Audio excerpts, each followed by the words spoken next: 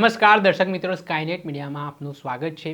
આજે ભરૂચ લોકસભાના સાંસદ મનસુખ વસાવા દ્વારા ગઈકાલે ભાજપના ધારાસભ્ય દર્શના દેશમુખે જે પત્રકાર પરિષદ કરી હતી તેને લઈને વળતો પ્રહાર કરવાની શરૂઆત કરી છે।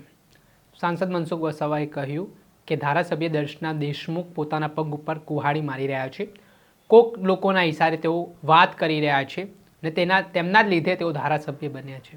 આ ઘટનાના કારણે રાજનીતિ ગરમાવાની શરૂઆત થઈ છે। એટલું નહીં, સાંસદ મનસુખ વસાવાએ આમ આદમી પાર્ટીના નેતાઓને પણ આડે હાથ લેવાની શરૂઆત કરી છે। શું કહી રહ્યા છે પહેલા તો સાંસદ મનસુખ વસાવા, તેમને સાંભળો।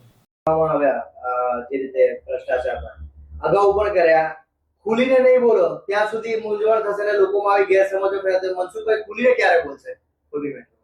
જો આ 75 લાખ ની જે વાત છે એ સ્વાભાવિક છે કે અધિકારીઓ પણ એક અધિકારી છે, કર્મચારી છે, એની બી કેટલીક બધી મર્યાદા હોય છે। આખો મામલો મેં સરકારમાં મોકલ્યો છે, સરકાર સરકારી રીતના તપાસ કરે છે। 75 લાખ જે આમ આદમી, બહુ સ્પષ્ટ કહું છું કે આમ આદમી પાર્ટીના નેતાએ એ માંગ્યા છે અને ત્યાર પછી અધિકારી રજા પર જતો રહ્યો છે, જેને જિલ્લાના વડાને ઉચ્ચ અધિકારીને જે જાણ કરી અધિકારી જતો કે એને બહુ ધમકાવવામાં આવે છે। આખી સ્થિતિ ત્યાંને ઘણા લોકોને ખબર નથી। ત્યાંની એક એવી ટોળકી છે કે આવા અધિકારીઓ કોઈ પણ રીતના કોઈક વાત લીકેજ કરે તેને કોઈ રીતના હેરાન કરવાનો, અને ભૂતકાળના વિડીયો છે અધિકારીને બેફામ પ્રકારની આમ આદમી પાર્ટીના લોકો જે ગાળાગાળી કરે છે। તો આ સ્થિતિ છે, એટલે સ્વાભાવિક છે કે કેટલીક વખતે અમારી મર્યાદા હોય છે। એમને કાલે હું નામ બોલી દઉં કે જિલ્લાના કયા અધિકારીએ મને આ 75 લાખની વાત કરી, એનું પણ મારું ભવિષ્ય વિચારવું પડે ને। આપણે દર્શનાબેનની પણ વાત કરી કે એમને કોઈ ડર બેસી ગયો, એવો સ્પષ્ટ આપનું બી નિવેદન છે। તો એવો કયો ડર આપને લાગે છે કે જે દર્શનાબેનને છે અને એમને પછી છેલ્લે આટલું બધું નિવેદનો કર્યા? કઈ કહી શકાય તો કેવડિયા કોલોનીની અંદર ગરડેશ્વર વિસ્તાર છે કે કેવડિયા વિસ્તારની અંદર કેટલાક જે બાંધકામો થયા છે, ચોક્કસ એમને જમીન રાખીને બાંધે, પણ કેટલીક જગ્યાએ એવું છે કે કેટલીક સરકારી જમીનમાં પણ થોડો ભાગ આવી જાય છે, બીજું કોઈ પ્રાઇવેટ જમીન પણ આવી જાય છે। આમાં પણ 5 સ્ટાર જેવી હોટલો બની ગઈ છે। હવે આ જે આખો તપાસનો વિષય ભૂતકાળમાં કોઈને કોઈ ઉપાડ્યો હતો, એ વખતે ઉપાડ્યો હતો, પણ એ જ 1 વર્ષ પહેલા, પણ એ આખા પ્રકરણની અંદર કેટલાક રાજકીય નેતાઓ એ 1.5 કરોડનો તોડ કર્યો, આમાં 1.5 કરોડનો તોડ કર્યો અને આખો મામલો વાઇન્ડ અપ થઈ ગયો। તો આ પ્રકારના જો વિસ્તારની અંદર જે ઘટના ઘટતી હોય તો ત્યાંના ધારાસભ્ય દર્શનાબેનને કેમ ખબર ના પડે? તો આને લઈને હું એવું નથી કહ્યું કે દર્શનાબેનના માણસો આમાં ઇન્વોલ્વ છે, પણ હું ચોક્કસ કહી શકું કે આ જે લોબી છે એ બિલ્ડર લોબી છે, જમીન દલાલો છે, કે તોડપાણી કરનારા લોકો જે છે, કે આ જે લોકો એ કોઈ ને કોઈ રીતના ધારાસભ્ય દર્શનાબેન પર પ્રેશર લાવ્યા હશે તો જ આ પ્રશ્નને ડાયવર્ટ કરે ને। બાકી ખરેખર તો એમને મને સમર્થન કરવું જોઈએ। મહત્વનો પ્રશ્ન તો આ તો બધું ગૌણ છે, પણ મહત્વનો પ્રશ્ન એ હતો કે દેશના પ્રધાનમંત્રી નરેન્દ્રભાઈ મોદી સાહેબના 2 કાર્યક્રમોને લઈને જે ધારાસભ્ય ચૈતર વસાવાએ જે આરોપ કર્યો છે ખોટા ખર્ચા અને મીડિયા સમક્ષ બધી વાતો, એનો જવાબ આપવો જોઈતો હતો દર્શનાબેને। એમના વિસ્તારની અંદર આ બધી ઘટનાઓ ઘટે છે, તો આ કોઈક ને કોઈક પ્રકારે આવા લોકોના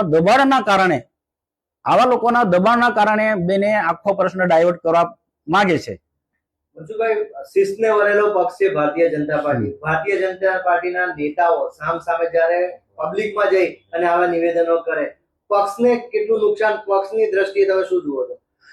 જો મારો એક ઇતિહાસ તમે બધા જાણો છો, ભરૂચના મિત્રો, પત્રકાર મિત્રો તો ખાસ, કે 1998 થી હું ભારતીય જનતા પાર્ટીમાં ચૂંટાઈને જઉં છું। 95 માં સરકારમાં, કેશુભાઈની સરકારમાં મંત્રી પણ હતો। ઠીક છે, કોઈક અમારા કાર્યક્રમ હોય તો કોઈક મિત્રને, કોઈ બિલ્ડરને અમે કહીએ કે ભાઈ આ કાર્યક્રમ, પણ વ્યક્તિગત રીતના ક્યાંક પણ મેં ઉઘરાણું કર્યું નથી। પાર્ટીના શિસ્ત, મૂલ્યો, સરકારનો પારદર્શક વહીવટ મેં હંમેશા ફોલો કર્યો છે। અને એવા ભારતીય જનતા પાર્ટીમાં મારા જેવા અનેક લોકો છે, કેન્દ્રમાં અને રાજ્યમાં, પણ ક્યાંક કોઈક ને કોઈક કેટલાક એવા લોકો હોય કે જે પાર્ટીના શિસ્તને કે પારદર્શકને ના માનતા હોય, એવા લોકો એવા ગણ્યા ગાંઠ્યા લોકો આખી સરકારને, આખી પાર્ટીને બદનામ કરે છે। ને એટલા જ માટે અમે ખુલ્લા પાડે છે એમને. આવા જે પાર્ટીની ગાઈડલાઈન તોડનારા લોકો હોય કે સરકારનો આખો ધ્યેય છે એને તોડનારા લોકો હોય એવા લોકોને એટલા માટે હું ખુલ્લા પાડું છું. બાકી મારો બીજો કોઈ આશય જ નથી, ને કોઈ મારું કોઈ વિરોધી નથી, ને કોઈ મારું બગાડતું પણ નથી.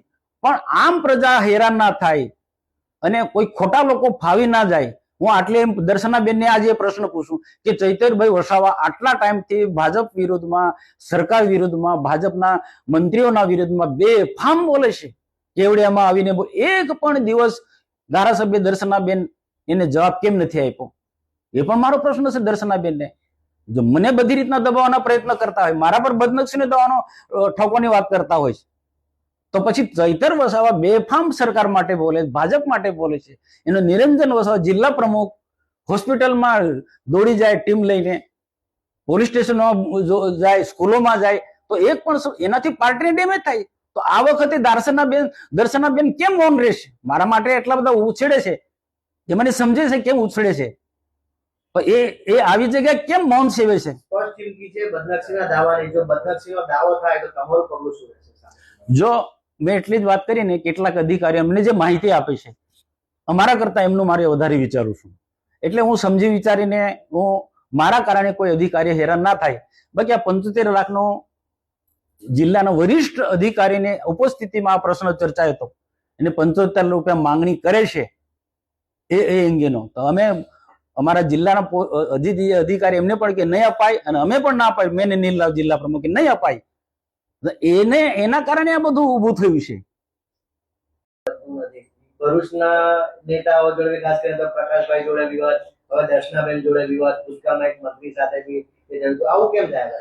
જો મારો એક સ્વભાવ છે કે જ્યાં સાચી વાત કહેવાનો હોય ને સાચી વાત, દાખલા કે કેવડિયાની જે વાત કરી, કોણ બોલે છે ભાઈ? કેવડિયામાં આટલું બધું જે ચાલે છે, ઘણું બધું આવું ગેરકાયદેસર તાળ, કેટલીક જગ્યાએ કેટલાક બહારના લોકો આવી ઉશ્કેરે છે, આમ આદમી પાર્ટીના લોકો, ને ત્યાં તોડ પાણી કરીને જતા રહેશે, છતાં બધા મૌન લે. 1 વર્ષ પહેલા ટ્રાઇબલ મ્યુઝિયમ ની અંદર 2 લોકોના મર્ડર થયા હતા.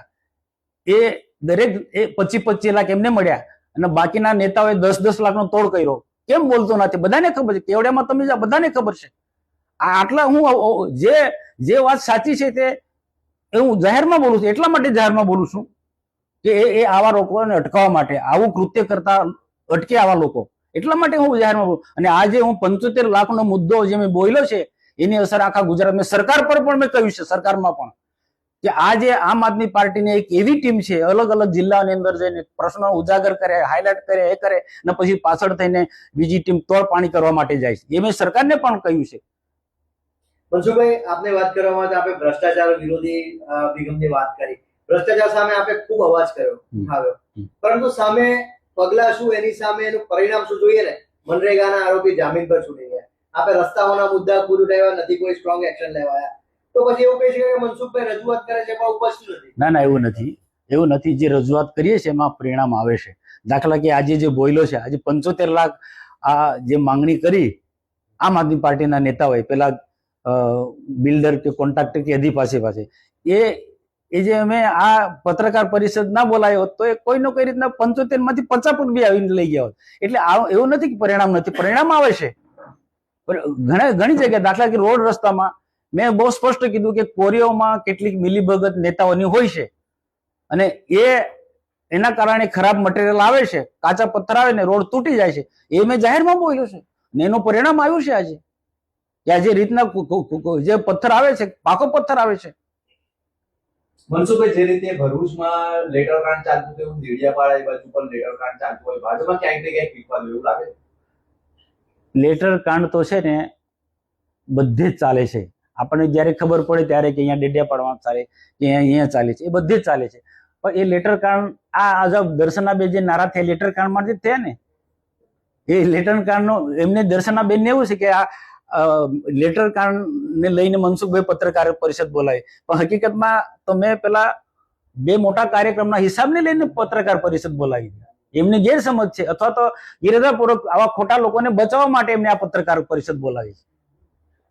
દર્શનાબેનનો આક્ષેપ છે કે તમારો ભાણિયો થાય છે, તમારા બેની મિલીભગત છે કે જે બી કંઈ થાય છે એમાં. ચૈતર વસાવા હું જાહેરમાં કહું છું ને કે ચૈતર વસાવા મારો ભણ્યો થાય, પણ એની જે વિચારધારા અલગ છે અને મારી વિચારધારા અલગ છે. એ આમ આદમી પાર્ટીમાં છે અને હું ભાજપમાં છું. એને લેવા માટે ભૂતકાળની અંદર પાર્ટીમાંથી પ્રયત્નો થયા. તે વખતે મેં કીધું ભાઈ મને એ આવતો હોય તો કોઈ વાંધો, પણ વિચારધારા બદલે. એક જ પાર્ટીના ધારાસભ્ય સાંસદ પર જ્યારે આવા આક્ષેપ કરતા હોય અને માનહાનિનો દાવાની વાત જ્યારે કરતા હોય તે એમની જોડે એવા તો કેવા નેતાઓનો સપોર્ટ છે કે તમારી પર એ માનહાનિનો દાવાની વાત કરી રહ્યો છે? હવે ધારાસભ્ય બેન દર્શનાબેન આજે ખરેખર એ પોતાના પગમાં કુવાડો મારી રહ્યા છે. આવો કોઈ પ્રશ્ન હતો તો એમને મને મળવું જોઈતું હતું. એને ધારાસભ્ય બનાવનાર પણ હું જ. એના માટે જે મેં જે ગામડે ગામડે જઈને જે મિટિંગો કરી છે, પ્રચારનો આખો કમાન્ડ મેં ઉપાડી લીધો હતો, એ ભૂલી જાય છે, પણ એની કોઈ ચિંતા નથી. પણ ક્યાંક ખોટા લોકોની જે ટોળકી એમની આસપાસ ઘેરાયેલા છે એના કારણે આ એલફેલ બધું બોલે છે. આપણે સાંભળ્યા હતા ભરૂચ લોકસભાના સાંસદ મનસુખ વસાવા. તેમના સ્ફોટક નિવેદને ફરી ગુજરાતની રાજનીતિ ગરમ કરી દીધી છે. આરોપ પ્રત્યારોપનો દોર ચાલી રહ્યો છે અને આ વચ્ચે આજે નિવેદન સામે આવ્યું છે તેને લઈને રાજકારણ ગરમાયું છે. દર્શક મિત્રો, આવા જ નવા વિડીયો સાથે આપને માહિતગાર કરતા રહીશું, એટલે સ્કાયનેટ મીડિયા જોતા રહો.